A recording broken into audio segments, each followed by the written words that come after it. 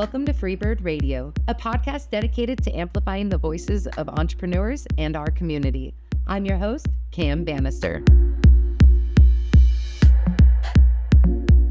In today's episode, you're going to learn how Hero is the most precious person he is, from his journey as a rapper to the incredible barber, dad, badass that he is today. You're not going to want to miss it. Get to know this brilliant man and enjoy the journey.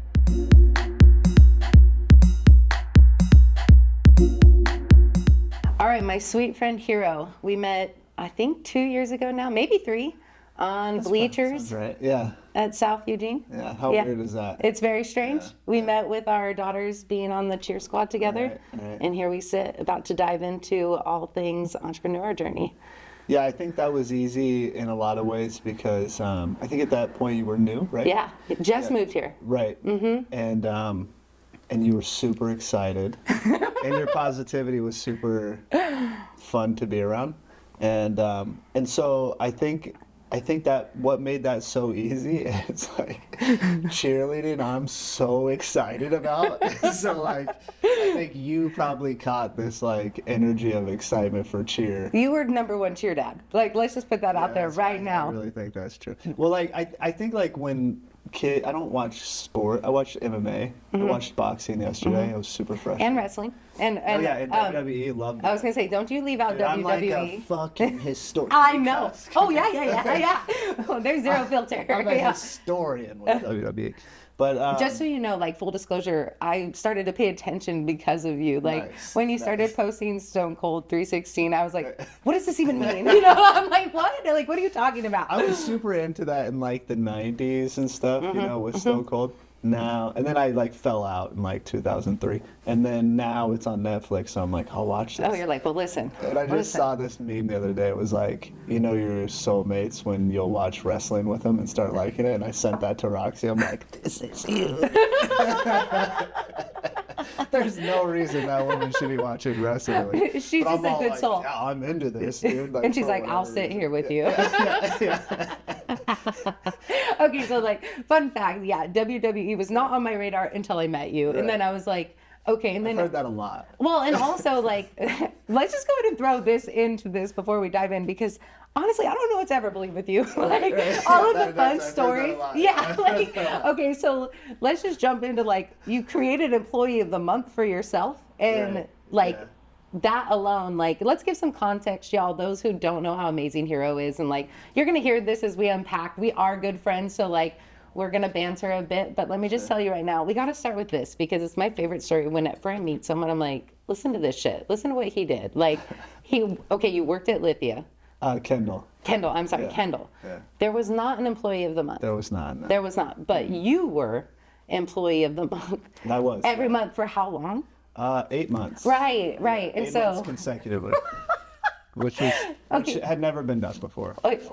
Imagine that.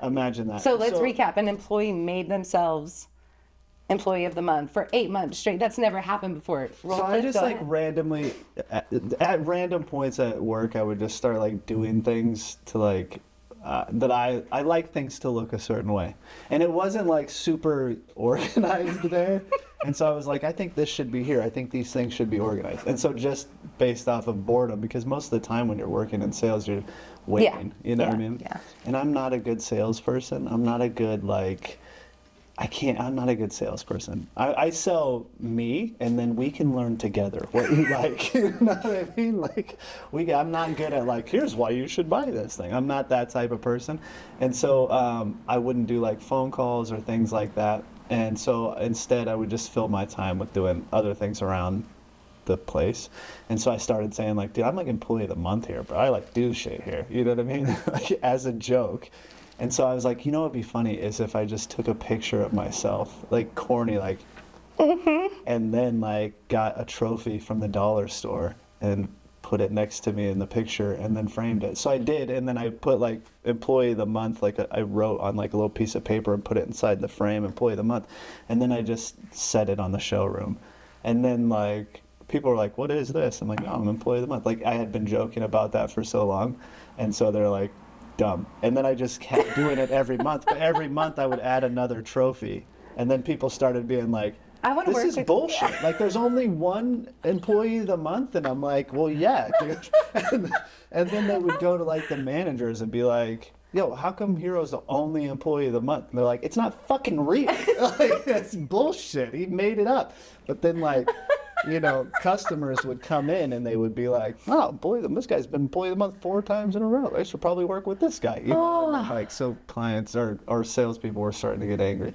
And mostly it was just trolling, because that's all I want to do is troll.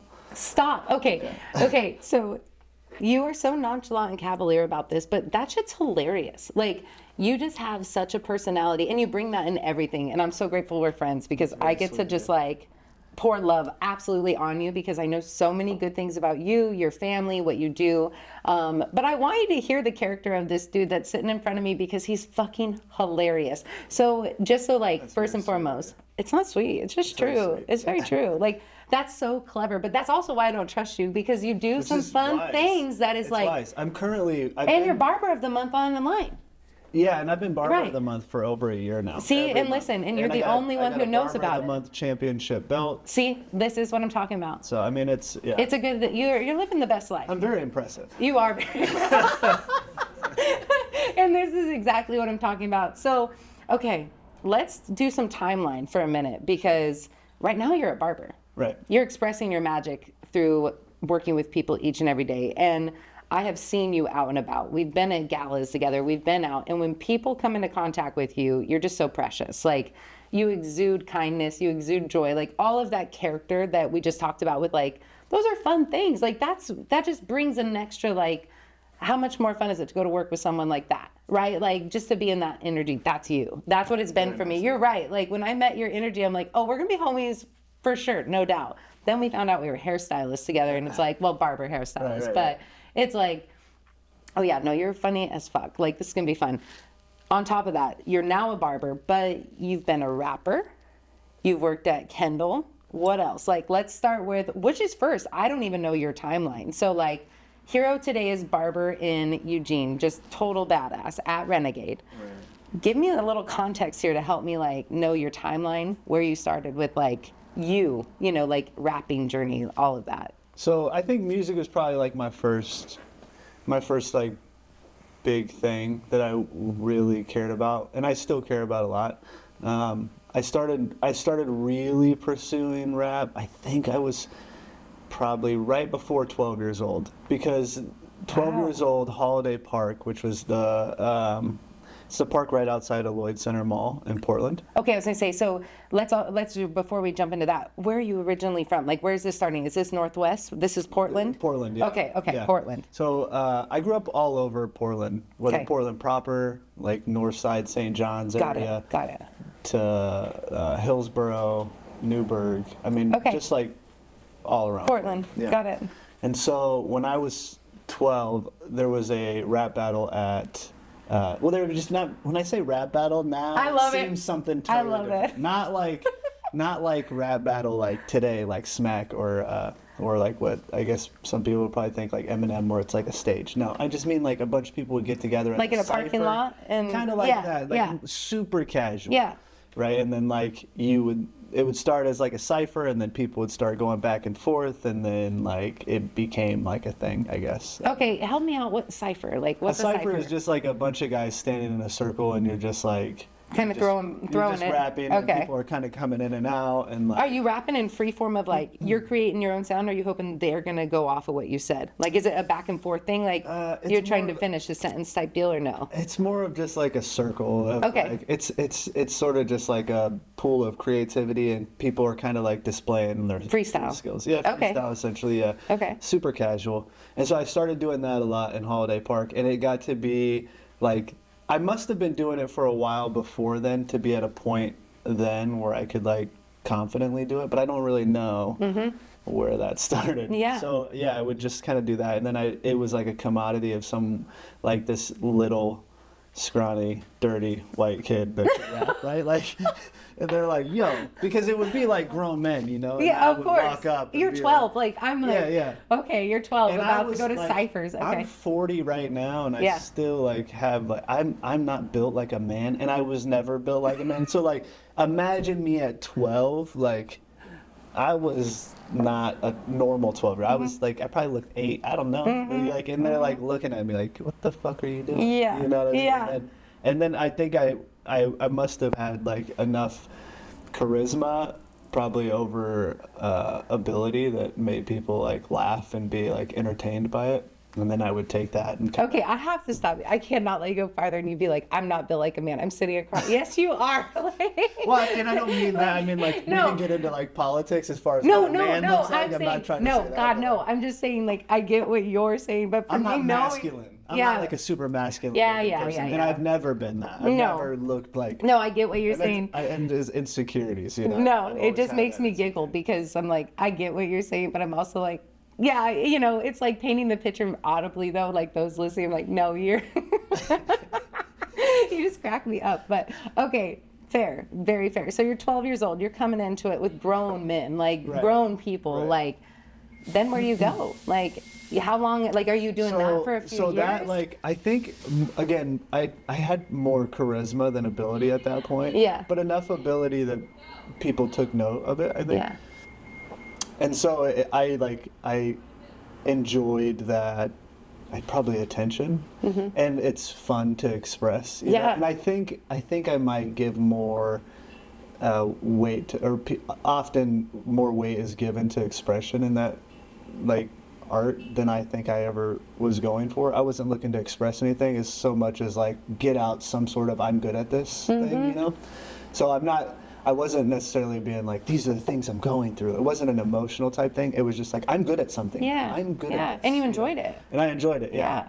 And so I And so started doing where did that lead to? Like, I mean, you went into the expression through music, right? Using your voice that way. When was the first like real musical performance? Like, when did you start to get into that arena?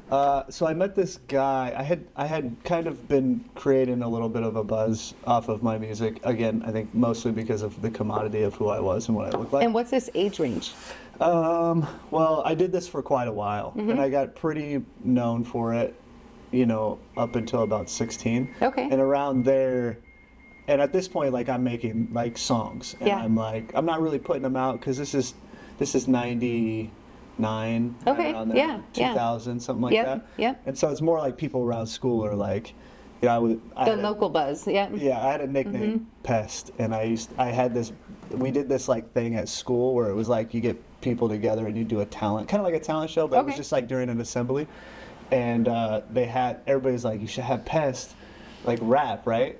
And so they had me out there, and I just went up to people rapping as I was like, it was corny as fuck in Yeah. hindsight, but like, I went up to this girl and I said, she was in my Spanish class, and so I was like, me amo señor Pest, I see it.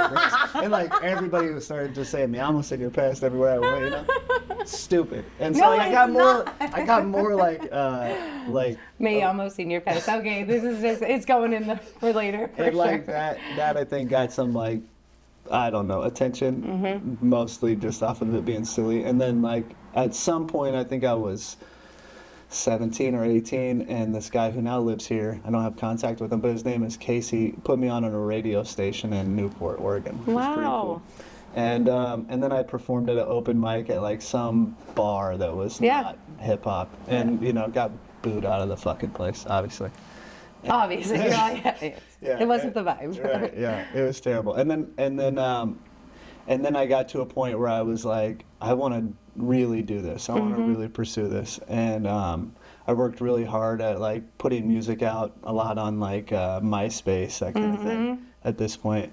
And I met somebody on MySpace, and he had asked for a feature. He reached out to me, he wanted to do a feature on a song. And so I said, yeah.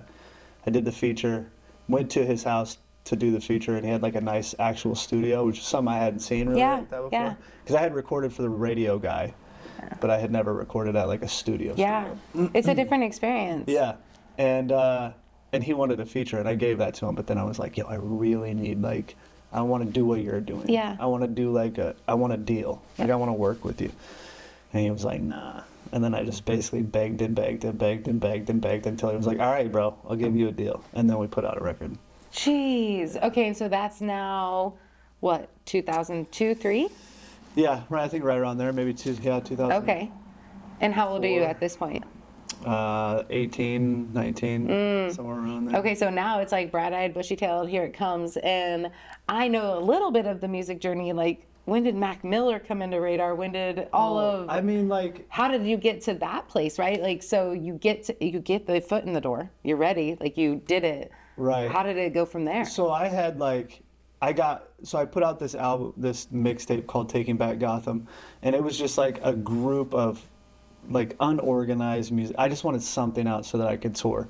So I put that out, and then we did a music video, and the music video somehow just like caught on. Like it was just the right time, probably. Yeah. And so from that music video getting viral, then I got attention from a distribution company and like a tour company that was like, hey, we want to take you on tour. So they had control over like the West Coast bigger small artists, if that makes sense. So it wasn't like Jay-Z, but they were doing like Wiz Khalifa, and Nipsey Hussle. And, that's right. Yeah. So like, so I got on with them, and during that time there was a clothing label that started called Kill Team from Eugene, a guy named Tristan. And I was living in Eugene at that point. I was with my wife, had my daughter, but I did not have my son yet. And so I got this clothing label deal where basically I would wear their clothes, they'd pay me, they'd give me free clothing. And the more I got of their clothes out, the more I got back.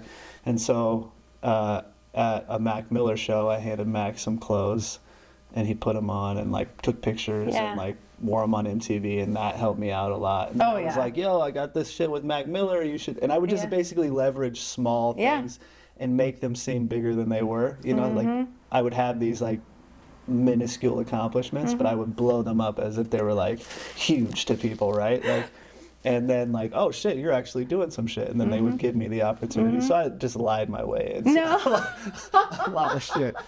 And then, you know, I got to... I mean, I feel like that's the quintessential fake it till you make it. Yeah, I mean, honestly, that's that sentence. Or it's just right like leveraging small opportunities to make them bigger. Absolutely. Yeah. Well, and it's like, okay, so I have to like pause you for 2 seconds because I have a question. Pest. Why that nickname? When I was in fourth grade, I had a teacher write on a report card that he tends to be a pest in class, and then that got around, and so then she just started being like, I think it was our Henri energy that saw it in each other of like, maybe, needs improvement to not talk so much was mine. Like, stop talking so much. What do you know? Now I'm hosting a podcast. Like, listen, it's what we do, okay? Maybe they were the early identifiers of our magic, you know? You may want to do something with this. Yeah, like instead of saying needs to improve, it's like, choose these lanes, you know? Analyze like some situations in school, maybe, you know, like, hey, this is your problem, which maybe turns out to be it's your benefit, also right? Yeah, I was gonna say it could lead to my profit. But okay, so I love that because you've had a few nicknames, like even since I've known you, which that's fun. I saw your cousin recently, just so you know. We always have that moment together. But all right, let's come back. So now you're 20? Mid-20s? Yeah, okay. Early 20s. Early 20s. You're now doing the thing. And how long are you doing the thing? How long are you rapping and doing So I stopped, so my last show, I think, was 2013, and that was Nipsey Hussle. The company was sick like... to be your last show. So I had done, like, DMX, which at that point was, like... Oh, yeah. Fucking crazy. Oh. And, like, I had opened for all my favorite artists. Like, I had, like... a check. Yeah, I was going through, like, all these people, and then, like... The DMX show was like really crazy for me, and then it gave me like a new belief in myself, I guess. Maybe I don't know. And then it got to a point where I was just gone a lot and focused so much on music, and you know, my wife is at home, my daughter's at home, and I'm you know, writing all night, and I'm hanging out with my brother who's trying to write, and we're in and it's just like my focus was mostly music. Yeah, you know? You were very dedicated to the craft. And you could be up until that point. You know what I mean? Like with the I mean, and my wife was so great to give me the opportunity to do that. But at some point, she said something, not like any sort of like ultimatum, but sort of just made me consider, like, do I want to be a dad or a rapper? Like, you know, like I don't know that I want to be a rapper more than a dad, because I'm kind of missing a lot, whether it's just like at home being tired because I was up until 4 in the morning doing shows or writing or whatever it was that I was doing. I don't think that I'm fully here as a dad or even as a husband. So I was like, do I want to be a husband and a dad, or do I want to be a rapper? And I think that's a pretty easy Very question. easy Like, choice. I was like, oh yeah, 100%. Very easy choice. You know, and so I had told the touring company, like, hey, I think I'm pretty much done with this. I don't want to tour anymore. I think I'm going to really pull back and focus on my family. And they were pretty upset, and they were like, well, like, what would you want to do? Like, what do you want to do something? I was like, I'd like to do a show in Medford, because I went to high school in Medford. And they're like, who do you want to do the show with? And I was like, Nipsey Hussle. Yeah. And at that point, Nipsey wasn't Nipsey now. You know, this is Marathon Continues, so 2012 or 13. Okay. And I was like, I think he's the best dead or alive. So I wanted to do Nipsey in my hometown. Yeah. And they did like this whole, like, at the fairgrounds and an amphitheater with like a drift show and a skate park, and Nipsey Hussle and Kid Ink and Kurt Cobain's had a big show, and I walked him to the stage, and it was a cool send off. Yeah, So that's a really cool way to wrap up that chapter. Yeah, for sure. I love that. Sure. I mean, and there's so much like I want to bring into like what you've done with that to today, honestly. But I have to like honor. I know for me, a lot of my struggle as an entrepreneur has been voicing, expressing, right? And a lot of the entrepreneurs that I work with or see, and it's, you know, try to help them, it's like expressing who they are and their art is one of the most biggest hurdles. And like at 12 years old, you were courageous enough to like get out there and just say your shit. You know what I mean? Like, and that's really powerful. And I just want to like, that's really cool. Like, I'm so grateful that you shared that, because I would imagine you were nervous, intimidated, all the things, but it's like, you still did it. You just went out there and just. I was nervous. I think there was some intimidation, but I had so much. I think I always get confused with this, and maybe this is a lack of understanding on my part, but I don't really express myself through music in the way that I think it's meant. I'm not like, I don't really express myself much, honestly. I think music is sort of like an opportunity for me. I have a very low self-esteem. And I think music is an opportunity. I'm positive. I'm really good at that. Like, that's something I'm Okay, but we sure need to at. unpack that. You just said, I'm insecure, I have these things, right? Which we've talked about this before, and that's where it's like, insecurities typically will silence you. And you did the opposite. Well, and that's what I'm saying. Like, I generally am insecure. Music specifically, I'm super not insecure of. But you're I'm not very insecure in positive your. about my abilities there. And so the expression of music was more like an expression to myself. Yeah. Of like, I'm good at this. You're good at something. Yes. And I want other people to see it, because I think That's most really people cool. think that I'm not good at things. Is my own. I don't know that that's true, but I'm sure it's not true. But my brain tells me it is. Yes. And so I'm like, I have to show this, that I'm Yes. good at this, unquestionably, and it's very competitive. Yeah. You know. And so, Well, and that's really beautiful that that's how you transmuted that energy and didn't like restrict yourself. Because it could have been just as easy to be like, I'm not going to share myself. I'm not going to do it. I'm not going to go. Like, there's so many times people feel that, but they don't even have the courage to be like, I am good at this. I'm going to show myself I'm good at and this. the irony of it is, like, for a while there, it's weird, because when I was young, it was like, you want to be Vanilla Ice? You Yeah. want to be Vanilla Ice? And then Eminem came out, Yeah. and so you want to be Eminem? Yeah. And then it's like, now, then it got to a point where it's like every white dude's a rapper. Yeah. And so it got super watered down, and then it got to a point where it's like embarrassing. Yeah. And I was like, here's this thing that I was super proud of. Yeah. And I used it as like, I am worth something. I use this music. And it got to a point where it's like, oh shit, I don't want people to know I'm a rapper. That's fucking embarrassing. Because I'm not The that switch. guy. Yeah. I'm not that guy. That's right. And so I went through this long period of hiding it. Like, Yeah. oh, don't let the kids, friends, parents find out that I rap, because then they're gonna judge the kids, or you know, don't let people find out that I do this, because they're gonna think Yeah. of me in some type of way. So here was this thing that I used as like Yeah. something of like security that I had to now hide, and then I was like, okay, I don't want people to know that I used to rap. And it's only recently that I'm like open about, I Yeah. used to rap, and I was pretty good at it, and I did some cool things. Really good you know at what I it. mean? Yeah. And that's one thing that I am so grateful we're talking about, because I think it really, you're so amazing today in all of your expression, but it's like the unpacking of what got you to like your fun energy, your outgoingness. Like every time I learn something new about you and being around your precious family, it's like, no, that comes from this. You know what I'm saying? Like all of it has shaped it. And it's like, okay, so going back into the expression of rap and like all of that, it's like, when you're, you know, scared of like not sharing your past, like not scared of it. I'm not saying that, but I had that too, because I'm a young mom. So like I always had this like stigma of like, whenever the kids would be like, oh, my mom's this old or whatever, blah, blah, blah, it's like people can associate, right? They're going to associate whatever they think that means, right? But it's like, okay, let's bring this into, because I have so much goodness I want to share about you. But after rap, you go to what? What's next in the journey? So from there, I literally just started figuring out what like being a normal person of society was. So then I started focusing super into not illegal funding. how to get funds the legal way, which is very like sort of new and it's very frustrating. And terrifying. It's very frustrating.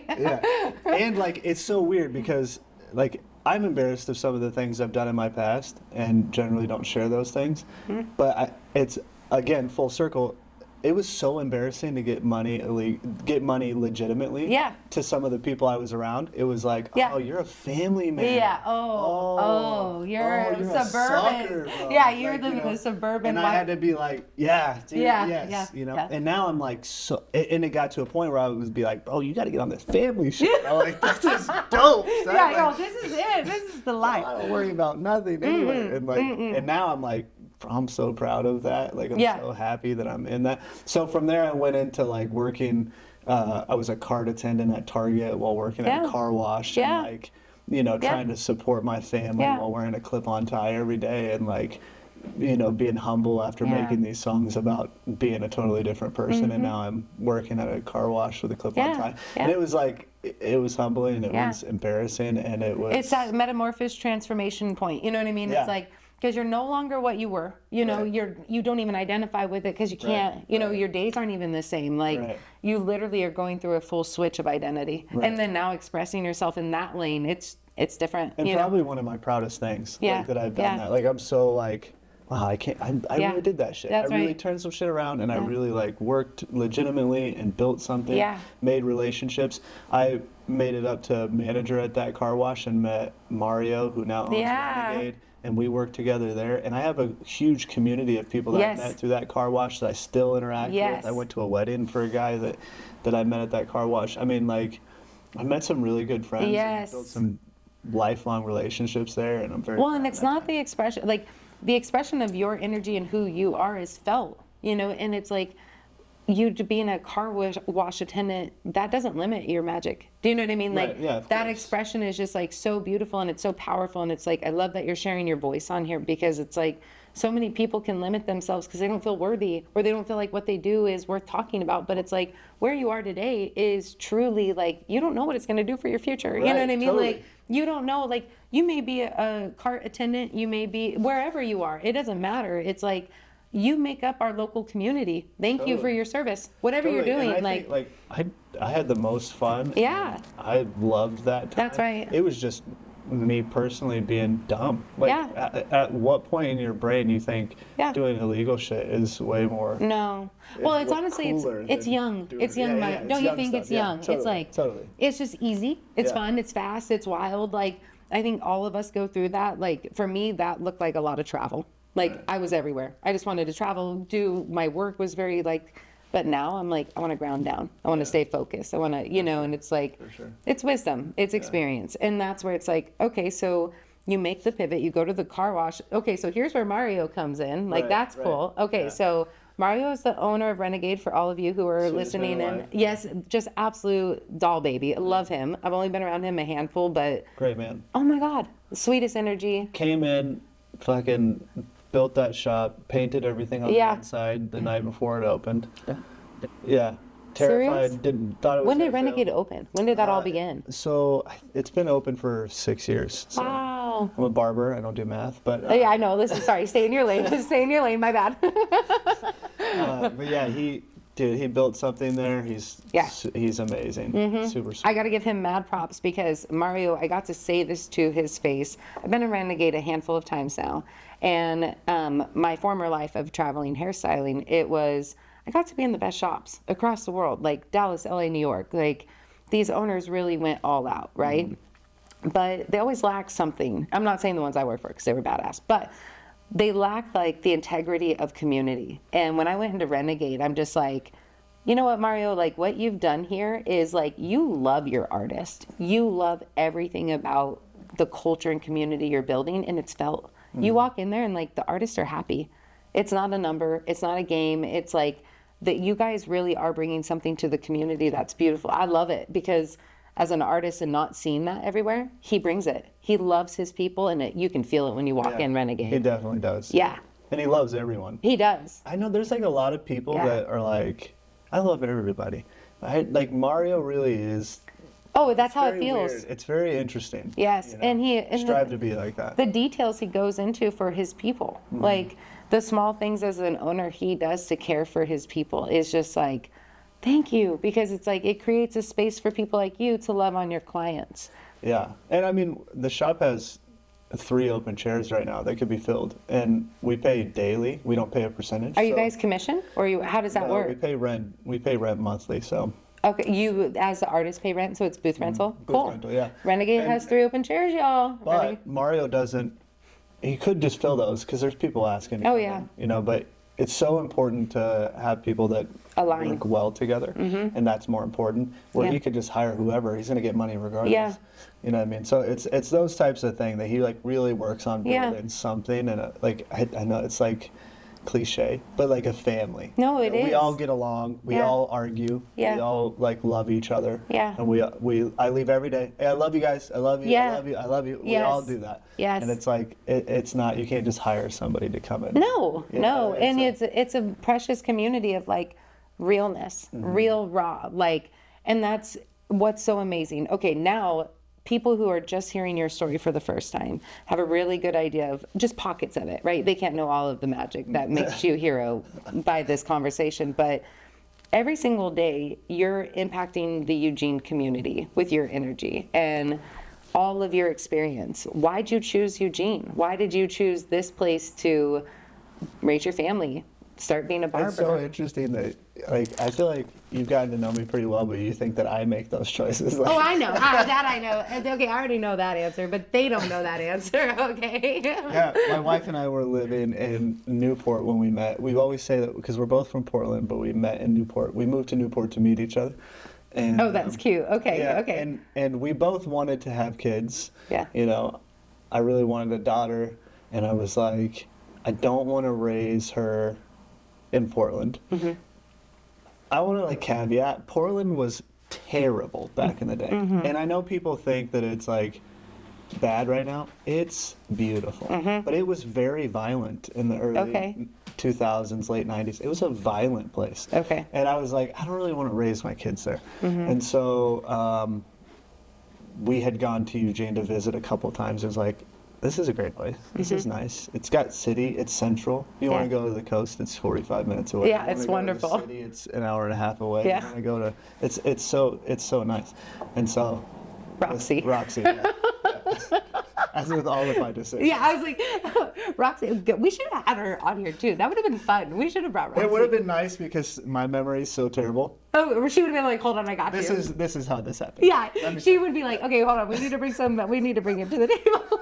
Okay, so with the collective Roxy choice of Eugene being the central, here you are as a barber, and I mean, I've sat next to you as people are like just doting over you, and you're like, oh yeah, I'm a barber, come see me, and they get in your chair. It's like that interaction of service providers, I honestly consider it like the front line of humanity, because how many professions actually touch one another, True. right? Yeah, like very true. how many people sit there and talk to people on a regular basis? Like, truly, can you think of anybody else that besides friends or family that you see consistent?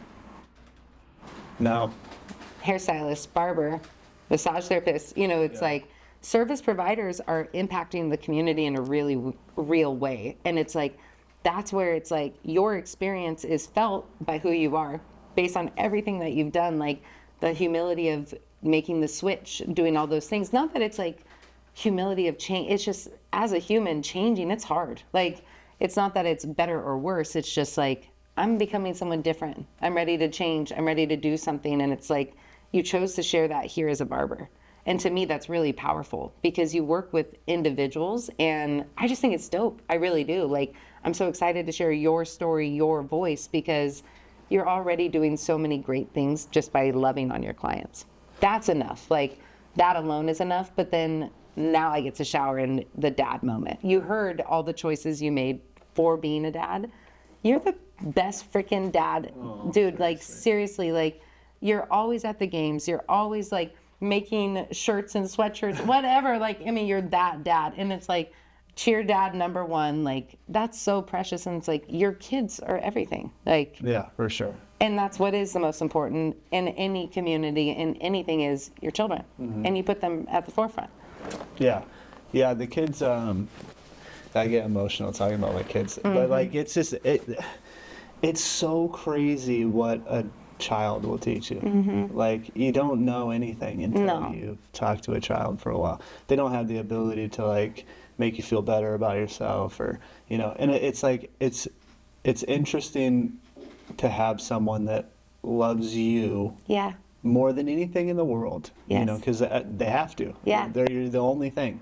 And then you have to go through that phase of them, like, slowly loving other people, and then you slowly become less important, you know. And it's like it's a very interesting thing of having kids in general. I think it's so good for people to have kids. It's not for everybody, for sure. For me, it's so important for me to have kids. I don't know who I would be. I really don't know who I would be either. But I knew from a young age, like, that's what I wanted. I knew super young. You know. Well, and you know what's interesting for me, like, being a parent, that I feel like, I don't know, this is coming to me right this second, so I don't really know how to say it. It's like, they're my greatest teachers. They're so wise in the simplicity of unconditional love. And it's like teaching me how to unconditionally love everyone and everything. Like, we're all just kids at different experience levels. Like, even though I'm 34, you're 40, like, we're still kids at heart. Totally, you know, we're just experiencing things. Like, we're just expressing ourselves in this experience. Like, and that's where it's like, they do have the ability to just, like, teach us that greatest compassion of, like, unconditional love. Like, if I can meet them and understand them, well, can't I meet anyone and understand them? You know, it's like, and that's what they've taught me, is like, how can I seek to understand those I interact with and just treat them like babes? Like, we're all just babes. We all are. We're somebody's babe. You know, we're just a babe. We're just trying to figure it out. But it's like, the less, like, ego that gets in the way, it's like we can come together and support one another and help our own community be able to do that. Yeah, I think learning from kids is such a, like, fun thing, for sure. And telling your kids that you're learning from them, I think, is also important. I tell my kids all the time. I tell them, like, hey, I know that, like, you're doing this, and there's times where you might think I'm making the wrong choice for you, and that's totally fine, and you could totally be right. Like, because this is also my first time doing this. It's my first time being a dad, talking to you about this specific thing. So I'm making my best comprehensive choice from what I've learned, and we're about to find out if that was right. And if it's not right, we'll figure out a different one. You know, but, like, I'm pretty open with my kids. Like, I'm trying, and I don't know. Let's learn. Like, well, and that's like, I truly value that about you and Roxy. It is something, I don't know if I've ever voiced it to either of you, but it's like, your parenting approach is so neat. I honestly love it. Like, it's kind, gentle, but grounded. Like, you're not these pushover parents of, like, oh yeah, it's a free-for-all. Like, that's not it at all. It's this, no, I love you. And you come with, I love you first. Your parenting style is, I love you. Like, and how you approach that is felt. And your kids, like, again, the importance of impact, your kids now are part of the community. And they're really kind. I love those really freaking kids. They're really great kids. They're really great kids. Like, and you know what I actually love about them more than anything is their expression. Like, I love that Kenai is Kenai. And he's going to say what he needs to say, and he's going to be who he's going to be. And it's like, so refreshing. And he's the most gentleman of gentlemen every single time I interact with him in town. Layla, oh my God, I love that baby so much. I mean, I love Kenai too, but Layla's my baby. Like, I absolutely love them. But that comes from you two showing up in such a great way of example. And that is just something that it's like, honestly, Hero, it's crazy to think about how much impact with your choice of, like, at the car wash, I want to be a dad. Like, you made a longer impact, not only with the people you touch in your chair, right? And all of the people and all of the energy that you bring wherever you go, your kids. Your kids now are I impacting. think something about kids too, like, and my kids are really great, and I love to take all the credit. Roxy deserves more than I do, for sure. Oh, Roxy's a bad bitch, dude. Yeah, oh my 100%. God. Oh. But I think also, like, as we're talking about it, I think the community is probably more responsible for how the kids are. I like to say that, like, I give them a direction, but like your community is for sure gonna raise your kid, and you just want to put them in that community. And there's different communities within a community. Yeah. And I think that's something that I worked really hard on, is like, okay, we worked really hard on is, what community should we put in? What school, what group of friends, whatever. And then at some point you're not going to have the ability to direct them. No. And they're going to figure out their own communities and explore those and find out which ones are right for them. But like, being that this is all about community, it's really interesting how communities of people and the community sub-communities within them make such a change. And they all matter. And that's the thing, is like, how you impact your area is really your experience. Like, your collective experience. Like, I've lived in Dallas, LA, and New York. I've created very unique businesses. I've worked in different scenarios. It's like, but that's not what I do today. You know what I mean? It's a part of my past that I can now either use or not, express or not, and bring and give to the community. Like, and that's where it's like, I think it's so important for us to evaluate what each individual brings to the community and not undermine it, because all of us have such a powerful role, whether or not it's in a service, a product, or, you know, it's like, I can't wait till one day when like Eugene gathers and comes together, and it's like, this is a really unique place. Like, this is a very eclectic, diverse, but just gentle community, that it's like, all of us are just trying to do our thing, trying to help each other, but it's like, all of us have these unique backgrounds like you know, just these very creative stories that it's like, that's Eugene. Yeah. It's a hodgepodge. I think being at the shop, I see a lot of like so many different types of people that come through. It's really interesting. It's like, dang, I'm not saying Eugene's the most diverse. Obviously, I could use some more diversity. It's very diverse, though. There's a lot of diversity here. I'm not just saying ethnic, racial, religious, but just like the types of people. 100% like, agree. There's a lot. Most of the people here aren't from here. No, I'm so not. It's like, yeah, right. And me neither. And I think that it's so interesting how this place attracts people that are not from this place. There's obviously people from this place. There's a lot of them. But it just really is an interesting melting pot. And that's where it's like, I love it, because being from another area and coming to a place like this, oh my gosh, the community is what's made it. You know, it's like, and how we add into that, right, is our responsibility as adults. It's like talking about the importance of putting kids in community. It's like, we all have an ethical responsibility to do our best where we are. Sure. Whatever it is we're doing, it's like, be kind, choose love, and keep going. And it's like, I think of business as babes. Like, as kids, literally, like, when you show up every day to do hair, that's your business, right? Like, but you've tended to it. You've taken care of yourself through it. You've educated yourself through it. You know, it's something important. So interesting that that's a business. Right? That's what I don't get paid for that. Okay, thank you. Like, but that's it. What you do. Yeah. Like, that's what you do, and that's beautiful. You don't have to. It doesn't have to be anything else. Like, sometimes I'm like, I feel guilty. You know, like, for what exactly? like I'm like, I can't believe this is a career. Yeah. Like, is somebody gonna find out that I'm like getting paid to have friends? Yeah. Because like, it's like, I'm not a person that does. I'm not great at maintaining friendships. I have a very eclectic group of friends. I kind of like to find people that are different. Yes. But like, I'm not very good at, hey, you want to hang out on Tuesday? Yeah. I'm not good at that. Yeah. You're all but get in my chair and let's chat. Dude, yeah, and it's like I get the best thing. Like, I have all these friends that come in every 2 weeks, you know what I mean? And we get to hang out. Yeah. And then there's no weirdness when they leave now, 20 minutes. I was just going to say, it's so perfect because it's like, it's like, I gave you a service, you give me money, we had a good time. We exchanged fun, like, and it's over. We're good now. Next. Bye, I'll see you in 2 weeks. I wish everybody can experience how amazing that is. And I think barbers, I'm not a fan of like the general like conception of barbers or perception, of barbers. I don't like that, like, we're like therapists. Or like, Like, I hate that type of pretentious shit. So you're all, can we have a good time? I don't want to be bummed out the whole time. Like a therapist. And please don't take advice from me. No. I'm terrible. No. If I were a therapist, fire me. For sure, fire me.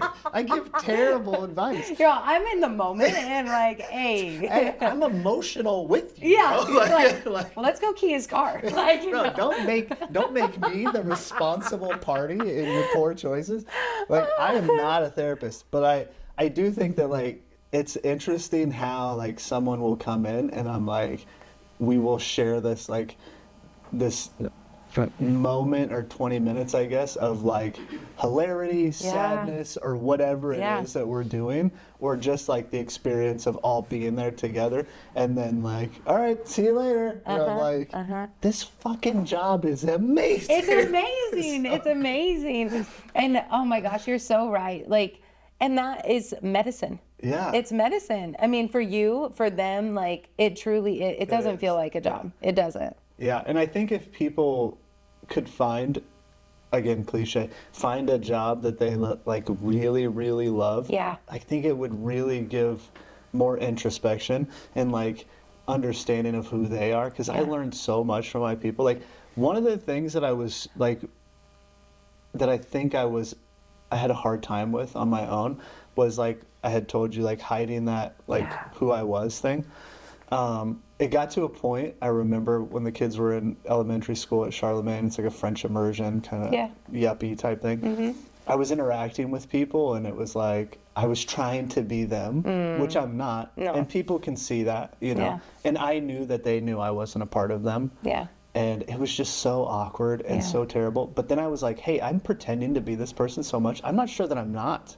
Yeah. Like, I think I'm becoming this person. Yeah. And I don't necessarily love that. Yeah. Because it's fake. Yeah. But the fake. It's forced. It's like, feeling forced. It's almost like the negative fake it till you make it. I started being like, oh, I'm faking it to be this person because I want to be accepted by these, like, you know, granola yuppity type people. Because that's what the school is around, and I wanted them to give my kids the opportunity. Fully understand. And not think that they're from who I thought I was or whatever.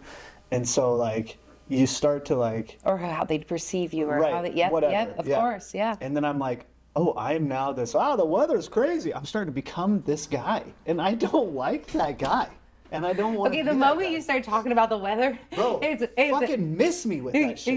Miss me with that. And literally, and it's gonna rain today. I had a conversation with a guy one day outside waiting because we would have to wait in these, like, pockets of like uncomfortable adults who have to, like, be in the same spot together waiting for our kids to get out of school, and we would do these stupid fucking conversations. And eventually I was like, hey man, I can't do this anymore. Yeah, this small talk, I can't. We just don't have to talk. Like, you're cool, you're chill, we're just not, we don't have to be friends, we don't have to talk, just like, let's just scroll on our phones. Like, let's just do that. And like, that guy was like, dude, me too. I don't want to deal with this shit either. And I cut that guy's hair now. Like, oh my God. We're friends. I love that, like, so much. We both were doing the same thing, and it's just like, at some point you learn to, like, speak your truth. But also, what I learned from my job is like I'm not a person. I'm not this guy either. Yeah. Like, sometimes I'm at home, I'm frustrated. Yeah. Sometimes I get upset. Like, I might come home after putting on performances all day of, like, excitement and happiness and stuff, which is real. Yeah. But then when I get home, I'm socially exhausted, drained. Like, I'm now like this like robot guy sometimes. Yeah. And I think sometimes we commit to whoever, like, our personality is. What barbering's really done well for me is, like, and I think, like, people frown upon this, but I love it. If you see me in the shop, like, you might have a guy that's like I don't know, like, more on the, like, sports type of guy. Do you know what I mean? Like, he's really into sports. Yep. Dude, I'm that guy when he gets there. Oh yeah. You know, I'm like, bro, what's up with the Ducks? Your vibe. Yeah. What's up with the Ducks? I don't give a fuck about the Ducks. No, you don't. Like, he does, and there's things I'm learning, so I'll be like, okay, I'm gonna ask about it. I'm gonna ask, like, yo, okay, so, like, if they kick it at 6 points, and then if they do a touchdown, 6 points. If they kick it, it's 2 or 1. Like I'll ask him because I don't know, and like that will be our conversation. And then like a super flamboyant gay dude will walk in, and I'm like, "Hey, what's up, handsome?" Like, and I'm flirting with this dude, you know. And it's not bullshit. No. Like I'm engaged in this conversation, and I'm enjoying the flirtatious back and forth between this dude. And then like a hip hop guy will come in, I'm like, "Hey, what's up, G? Like, how you living?" And I'm that guy, and it's not fake either. All of those things are real, and they're all so different. Yeah. But I will like bob in and out of those personality types, and I guess all that is what I've learned through barbering is like to not commit to like keeping it real or being who you are, because I don't know who the fuck I am. Well, and I mean, I'm who I am based on where I'm at. Honestly, I think that is the most raw, real way to just be anyways. Honest. Like, it's like, I like to look at it, and this is a bit more on the deep side, but you know, apologies, here's my brain, is like, each day you have an opportunity to let go of the past and have full opportunity of just today. Let go and just let today's magic come to you. Like, every day is a clean, clear slate. Like, and how you're saying of like, I'm just, you know, I'm meeting people where they're at, you know, I'm just who I am in that moment, you know, it's like, that's real. That's not fake. No. That is real. I wish somebody would have told me that when I was younger. I wish I would have It's not a bad thing. That like, trying to hang on to I guess that's what ego is. Yeah, I bet that's a really great way to say. Yeah, like the ego is like that perception of yourself and who you're supposed to be and who you maintain being. And like there's levels to that shit that get real annoying. I mean, I don't think there's clubs anymore, but we remember like you would go to a club and people are dancing and having fun, and there's that guy in the back that's like too cool. Like, bro, let that shit go. Yeah, just come on, get out here. Let's go. Be cool somewhere else. That's right. But at the club, you're the club. But also, if you go to like, you know, you might go to a coffee shop and then there's the guy that's loud and like, yeah, bro, fuck that. And like, bro, chill out. We're at a coffee shop. Yeah. In that same way, like match the vibe. Match the vibe. And respect. Don't keep it real. Stop keeping that shit real, bro. Like keep it according. Yeah. Like I feel like keep it according should be like a motto that people and keep it real. It's like, what's real? Yeah, that's what I mean. What's real? Bro, I don't know who I am, bro. Like, I'm changing every moment. Everyone. I'm learning all the time about who the fuck I'm telling it. Exactly. And it's like, and if you were to restrict yourself, how could you evolve? Totally, yeah. I mean, if you were to be like, well, no, I'm this.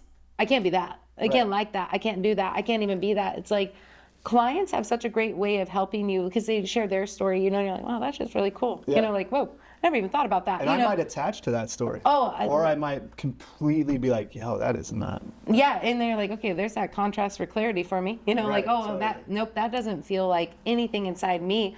But it's like, honestly, I think that's just our soul's recognition of like either interest, inspiration, of like, oh, you know what, maybe I want some of that in my life. And that's a good thing. Like when you're out and just authentically interacting, that's real to me. Is like not who you think I would imagine I'm a paradox to most people, because it's like, no, I'm exactly what I am when you're with me. I'm present. I'm here. This is it. Like, I'm not thinking about anything else. I'm not somewhere else. I'm right here, and I have no idea what I'm going to say next. Right. It's just honest, back and forth. We have no script. Right. We have no agenda. We had no idea what we were going to talk about. Why have I been practicing this word for word thing that you sent me then? Yeah, I know. Sorry about that. Okay, wow. Way to like call me out. Jesus. No.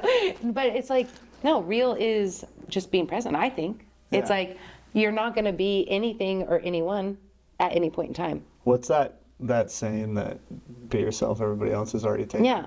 Yeah, I think that there's so much to like not committing to who you are. Mm-hmm. There's so much to that. And I wish I would have learned that at a younger age. And I try and tell my kids that. And I don't know that kids are ready to hear that or fully understand it. But I think with experience in life, you slowly start to remember. I wish there was a way to figure that out sooner. Yeah. Because had I learned that earlier, I would have gotten so much more like information that I probably turned down, you know, because I didn't want to learn from a person or I wanted to commit to this. You were very resistant resistant to a change when it very well could have been a catalyst. Totally. Right? Like, and I'll leave sometimes, leave work, and I'll be like, I'm fucking so upset about how I acted today. You know, and like I'll be so regretful of it, and then I'll come back and do the same shit tomorrow. And like, I'll learn, and then I won't learn, and then I'll learn, and then I won't learn. And nothing is like exactly going to change overnight. It'll change eventually by like hoping to change. Yeah. And it might not change in the direction I wanted it to change, but that's what makes us who we are, right? Well, agreed. And that's where it's like the beauty and the humility of just being vulnerable in that. It's like vulnerably visible. And as a barber, it's like providing a service when you're just in your life, right? Like you got your own stuff going on, like how you show up every day, you're trying to figure it out, you know? Totally. Excuse me. Sometimes you have heavy things going on, but how you choose to show up that day, that's up to you. And it's like that impact and energy exchange is what makes up our community. Totally. And I'll have things going on. I'm not having the best morning. I'm frustrated about something, whatever it is. And then at work, I really try to not be in that moment and to be in the work moment and like be there for the people that expect me to be the way I'm supposed to be, which is like fun, silly, or in their moment, whatever they're going through. And that's super helpful for me. Like, well, and the medicine's in the moment, isn't it? It's like sometimes when you show up and it's heavy, you know, the medicine your first client can give you can just be like, thank you. You know, like they have it for you, not you. Sometimes I feel like clients give me way more than I give. Oh my gosh, it's such amazing. And like I'm not the best barber at all. Like I'm not even top 1,000, I'm sure of it. I don't know where I'm at on that scale. I don't give a fuck, but like I know I can give good haircuts. Like, I don't know exactly what that means. I know that I have a consistent client base that comes to see me pretty often, and I'm not 100% positive. They're like, this is the best cut of all time. I think people are like, this is a haircut. I like this haircut, but I think I'm really good at building relationships. Yeah, you are. And it's like, it's genuine. I build genuine relationships, and I'm so thankful for that opportunity. Like, Jesus. Well, and I mean, honestly, think about what you just said, genuine relationships. Yeah. That's what we all want. Totally. Genuine relationships. I have clients that no longer come in. They shave their head or whatever it is. They married a stylist. Whatever. You fill it in. Yep. We're still sending each other memes. We're still going out. We're still doing things. They still stop by the shop. Yeah. And it's like those types of things are way more important than way more. Genuine connection. And it's like you showing up is like, that's the part that I really hope people hear when they hear this is like, you have an opportunity to show up who you are, and it can change every day. And you either have the medicine or someone has the medicine for you, but the only way to do it is to be in the moment with them, to show up and be a part of it. Because it's like, there's kids in this community impacted by your choice. There's people in this community impacted by your choice. I know when I was a hairstylist, it's like, people would go home kinder to their families after their appointments. They just felt better. Yeah, they feel better about themselves. You know, it's like when you feel good about your hair, you feel good about who you are. It's like, and there's so many different aspects that we're privileged to be a part of each other's lives and add value or not. And it's like, I know from personal experience being your friend and, you know, co-parent, cheerleader, all the things of like how we've crossed paths. When your name is said in this community, it's with kindness and love. When people know, oh, absolutely, like, I'm not stroking your ego in the slightest. Like, this is honest. Like, and that's what's so beautiful, Hero, is like all of your crazy wild ride, right? Is like, you choose kindness, you choose love, your I love you concept to your kids. I've seen you do that in public to people.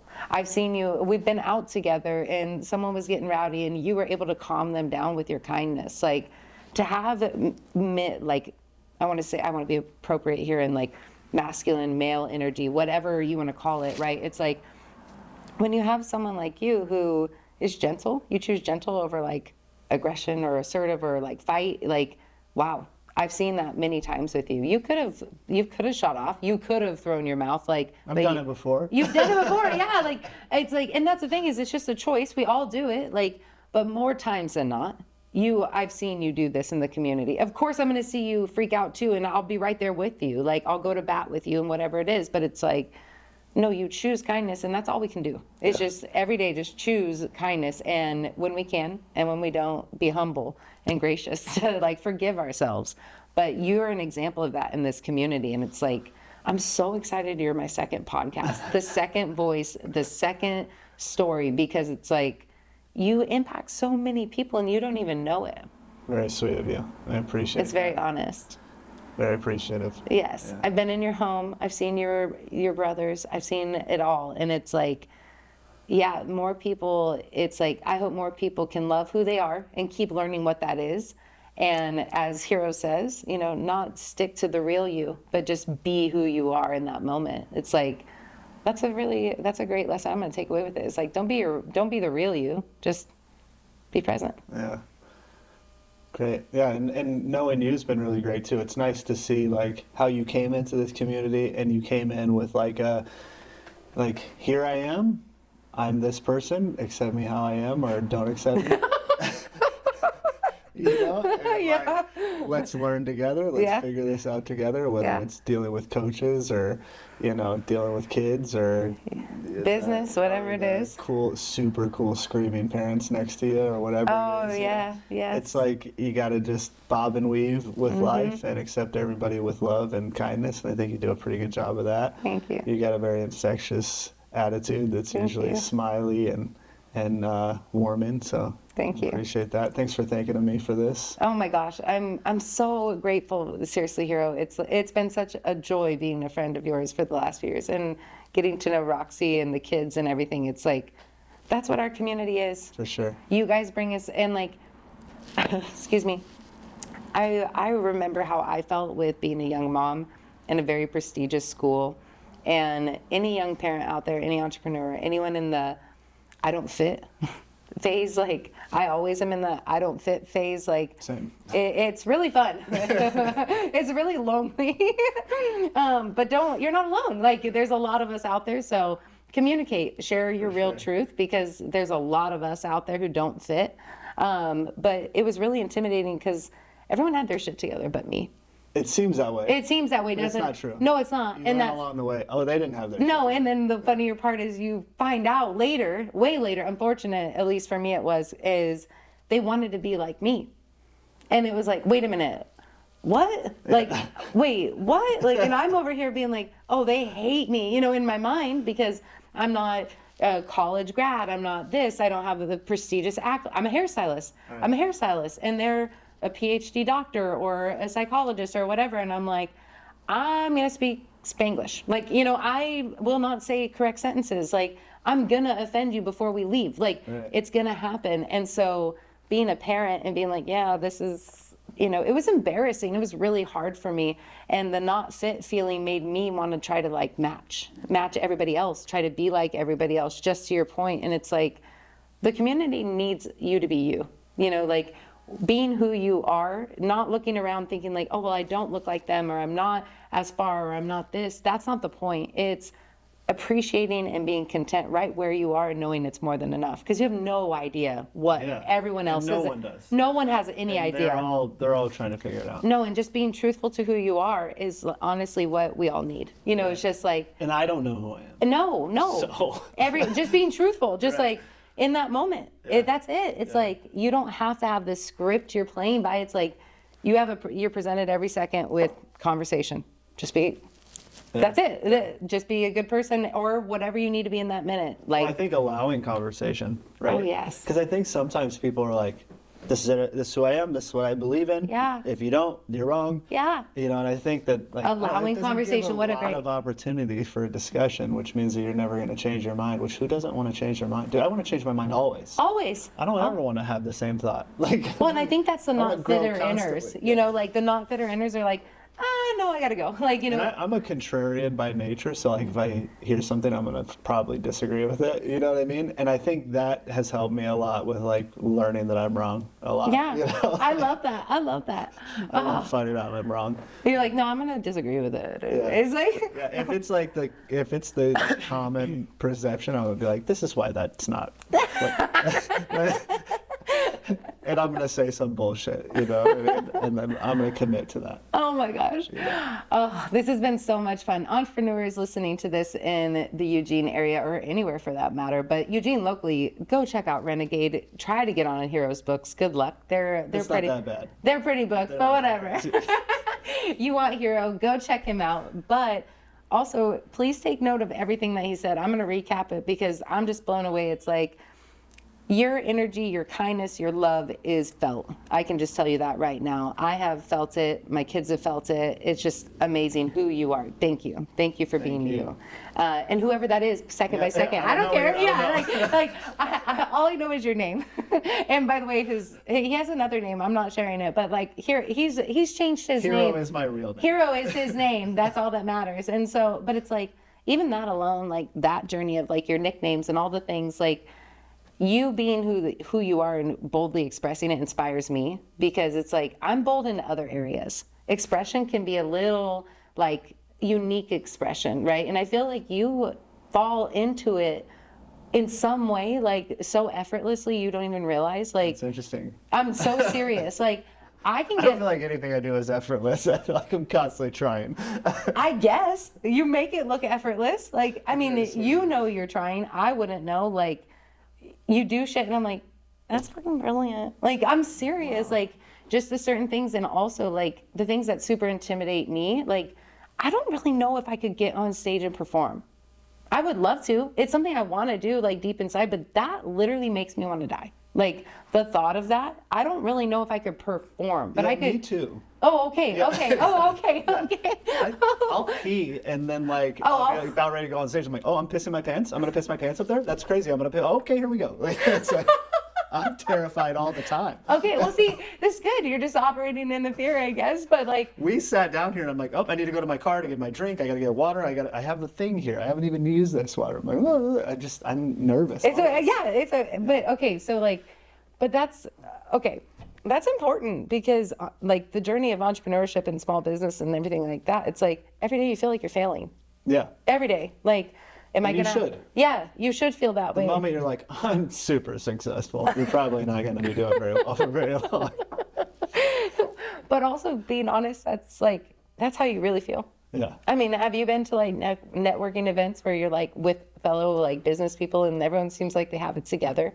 How much better would it be if you walked in and been like, literally, I'm just like, I wore Depends just in case. You know what I mean? Like that's the truth. I'm pretty open with that. Like, I'll tell people pretty often, like, they'll be like, oh yeah, my shit's together. I'll be like, yeah, mine's not, bro. I'm trying to figure that shit out. Okay, again, this is what I'm talking about. Your expression. Yeah. This is what I'm saying is like, you fall into this, like, I don't think you get it because it's you. It's what you do so naturally. Like, this is part of you, just so you know, like, I'm going to mirror it back to you because it's brilliant to me. And honestly, I'm like trying to find your secret sauce because I'm like, bitch, how do you do it? Like, I'm so serious. Like, when it comes to that moment of like, my brain will just pull me silent. Like that express part, like with music and just like 12, the ciphers, the this, the that, like. I think at some point I just got so, because of my like high level of, or lack of self-worth, I think at some point I'm like, I'm just gonna put this shit out in the front, because sometimes I think my appearance and demeanor comes across as like arrogant, and I'm not. I'm not at all. I'm so insecure all the time. All of this is a distraction. Look at these weird things. Okay, but see, don't look at the, I have these crow's feet. Don't look at this shit. Look at all this. Look at over here. Like, you know what I mean? You're all to fugazi. Just look at it. Just look at it. Everything's a distraction. But the fact you're saying it, like that's the part that everyone is trying to distract from their insecurities, Hero. Yeah, right? Yeah, no, everyone. Like, I mean, your girl could come with no makeup, no face, but it's like, well, maybe it'll be better. Don't get distracted. Don't like whatever. We're all doing it, but you're saying it. This is the part I'm trying to say is like, you literally are calling it to the carpet and saying. Because I want to say it before they do, right? Yeah, like, but even the fact that you say everything that someone could say to me mean, I've already said before in the mirror. That's why it seems like I'm so witty for like companies. I've said it already, dude. I've said this already. I painted these eyebrows on before I got here, and I was like, this motherfucker's gonna talk about it, and I'm gonna say it. Like I've already done this shit. I've already been mean to me. Okay, so now I'm worried about my painted on eyebrows. Okay, no, legitimately though, this is where it's like your sauce, your secret sauce. This is you, dude. Like, I'm not even joking. Like, this has zero to do with entrepreneurship. It's freaking magic that you are, Hero. Is like, I get it that you're saying that in the mirror to yourself, but when you interact with other people, it's so kind. Like, I understand that you may feel like all of these things, and yes, you wear these things. You look great though. Like, I know you're calling it a distraction, but really it's you. Oh no, I know this looks great. I know that. Yeah, oh good. I'm like, okay, I'm like, no, you look great, like, hello. But although, I put this shit on. no, listen, it's a good distraction. This is the rule of 7. I understand what I'm doing here. This is the I'm counting my accessories as I put this shit on. Everything you see is premeditated. I've already talked to myself in the mirror. Yeah, I know what your bitch ass is gonna say about it. I know. Underneath this is the aliens from Men in Black in the coffee room. Oh my I have God. to cover this shit up. Oh my God. I'm like super bird-chested with like a round belly in front for no reason and really long legs. So this my is God. all on purpose, This bro. is you're like, this is my skin bag. Yeah. This is my skin bag. Like, don't even worry about it. Don't even worry about it. As with everything figuratively and physically, what's underneath this is what I'm worried about. You're all, enter Roxy. Yeah, for real, yeah. Here comes our Roxy. We love Roxy. Yeah, for sure. Yeah. Oh my God. Okay. I could talk to you forever. We'll wrap it up. But okay, anything that if you were talking to a young you, right? Like now you're so experienced, you're so skilled in where you are today. Like just from experience, right? I'm not saying you're like hyper proficient in anything. I'm not trying to say that. You're still learning, of course, but like you've acquired some things along the way. What would you tell yourself now looking back? Like what would be your piece of advice? I think my piece of advice just comprehensively is to just to focus on learning. Like whatever that learning is, I wish I would have not committed so much. I think there's a lot of work porn out there that's like fucking grind and like hustle. Nah, bro, like take a moment. Like think about it for just a second. Consider what you're doing. Think about who you are and how you're presenting yourself. Stop everything for just some period of time and think about things. Like I wish I would have known earlier to not keep trying so hard all the time. Like pull back a little. Pull Just back every observe. once in a while. Am I doing what I'm supposed to be doing? Do I feel comfortable? Does in this feel world? good? Yeah. Do I see myself going somewhere with this? Yeah. What direction is this likely going to take me? I never really did that. I wish I would have at some point been like, all right, what comes next after this? How does this life go? Okay. Is that the direction I want to go? Okay, how could I pivot? And then what? Start and like with the take end in those mind. risks, because things are scary. Risks are scary. Yes. And so I think I would have said that. Take a moment, assess, and then risk. Then take the risk. Yeah. I love that. And then one more question for the community aspect. Eugene is so unique. I mean, I still feel like every day I find a treasure trove of people, of a business, or whatnot. What would you say is your favorite go-to here in Eugene? Like as a place? Yeah, like, I mean, it could be a restaurant. It could be, like, where do you like to go? There's a lot of those. I don't know that I could pick one of them, but I really love Dope Taco. Oh, I've never heard of it. Okay, Dope dude. Taco. Dope Taco is so good. Okay. Chewy owns it, a guy I know really well. Okay. They're in Springfield right now. What is this about Springfield and food? Like, you're the second person now to me in the last Well, 2 they days. were like right down the street from here. They were on Olive or whatever. Okay. But they just Springfield, moved. I've heard now 2 days in a row that there's some dope spots to check out for food over in Yeah, Springfield. there's a lot of really good spots over there. Okay, Yeah. cool. But I like that. I like Meraki for coffee. Oh, yeah. Meraki's really good. I'm a big Dutch Bros fan. Oh, yeah. I like- Obvious, Yeah, obvious, I yes. love that, obviously. But I mean, everybody goes there. I think Meraki, Dope Taco, All Tied Up. All tied up? Okay, what's all tied up? All Tied Up is a Thai food. Okay. And they're a truck. It's so good. And it's... Sorry, I'm going to go... We got our videographer thumbs up. Yep. There's like this thing about All Tied Up that's not just... The food is incredible. Okay. Like, it's so fucking good. I get this, like, chicken yakisoba, and it's phenomenal. It's like that savory... Anyway, Oh, I haven't eaten yet, so I'm like, that sounds so own good. it is so fun to watch. Like, this man loves his wife's Thai, and he's just like a white guy that just like Adores if her. you want to see like what really cool love looks like, this couple's pretty fun to watch. Oh my God, 'Cause that she's is so like so precious. like outgoing and fun and silly, and you could see he's just like everything he does is some way of an expression of his love for this woman. Yeah. Like he's cooking and he's talking to you, but it's all just Oh, for love for this woman. He's smitten with her. Oh, dude, it's so fun to watch. Oh, Like, I'll that's go cute. there just to watch. And it's not like, I love you, babe. It's no verbal things. Oh, it's my this weird gosh. interest. Anyway, I probably can go on forever. Oh my God, this is Yeah. I'll go there just for that. Yeah, let no, go alone- watch it. Oh And my they're God. a truck. They're a truck over on Olive. Okay. Right behind Ashley's Furniture. Are they over by a Cafe Agora, that area? Yeah, Okay. right across. So Cafe Agora all tied up. They're right across. Oh my gosh, I have to go there. Yeah, Okay, yeah. cool. Amazing. Yeah. That is really cute. Yeah, it's really cool to watch. Okay, so that is exactly what I'm talking about. Showing love right here. Like, you just described a food truck of the love affair of these Right, cute, yeah, you know what I yeah, mean? yeah. Like, that's so Eugene. If I've like, Right, it's like, totally. okay, all tied up on Olive. I love this. All right, and a circle back. If you need dope haircut, that's your guy, Hero, at Renegade.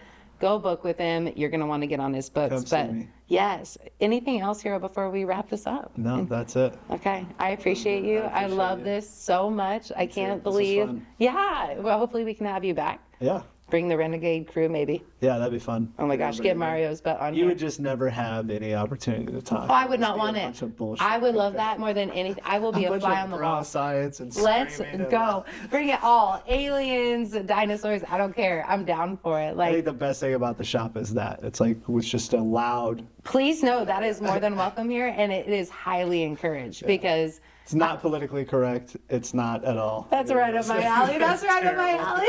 It's toxic. That's right up my alley. Let's do it. Well, thank you so much, sweet friend. It's Thank been you. a good podcast. Awesome. Yeah. Thank you. You're welcome. What's great about ours is we don't have to worry about it's a hard end. So, Yeah, that's perfect. yeah.